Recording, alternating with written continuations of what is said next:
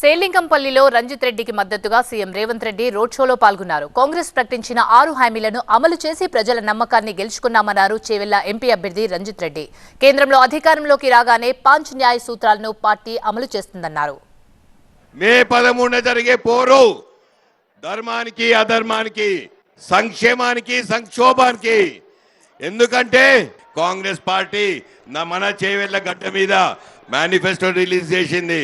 5 న్యాయ్ అని చెప్పి, 25 పటాకే అని చెప్పి ప్రతి ఒక్కరు, పిల్లలు, మహిళలు, రైతులు, శ్రామికులు హిస్సేదార్ న్యాయం అని చెప్పి ఎస్సీ ఎస్టీ బీసీ వర్గాలను కులగణన చేసి 50% రిజర్వేషన్ అయితే 50% ఎంత అవసరం ఉంటే అంత చేస్తా అని కాంగ్రెస్ పార్టీ చెప్తుంటే, ఇక సంక్షోభం సృష్టించే బీజేపీ పార్టీ రిజర్వేషన్లకు దూరం ఉంటారంట, పేదరికం లేదంట.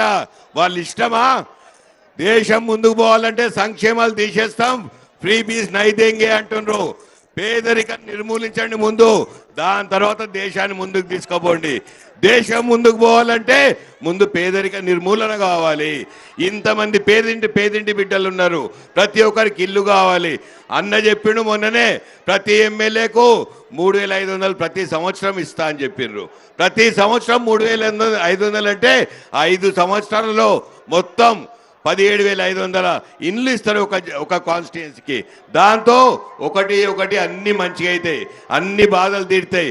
అట్లా ముందుకు పోవాల్సిన కాంగ్రెస్ పార్టీ తరఫున నేను నిలబడ్డా. ఇక్కడ సంక్షోభాలు సృష్టించే బీజేపీ పార్టీ తరఫున కొండా విశ్వేశ్వరుడు నిలబడ్డాడు. నిన్న వచ్చిండు ప్రధానమంత్రి మోడీ గారు. మరి ఇన్ని సంక్షేమాలు చేస్తున్నారు రేవంత్ రెడ్డి గారు, నేను కూడా చేయూతనిస్తా, నీకు ఆదరిస్తా, నీకు ఐటీఐ ఇస్తా, మా ఫార్మా సిటీ గురించి మాట్లాడతా, సింగరేణి కాలనీస్ గురించి మాట్లాడతా, బయ్యారం ఉక్కు ఫ్యాక్టరీ గురించి మాట్లాడతా, కాజీపేట రైల్ కోచ్ ఫ్యాక్టరీ గురించి మాట్లాడతా, పాలమూరు రంగారెడ్డికి జాతీయ హోదా ఇస్తా అని చెప్పి ఏ ఒక్క మాట అయినా మాట్లాడిండా? ఈ విశ్వేశ్వర రెడ్డి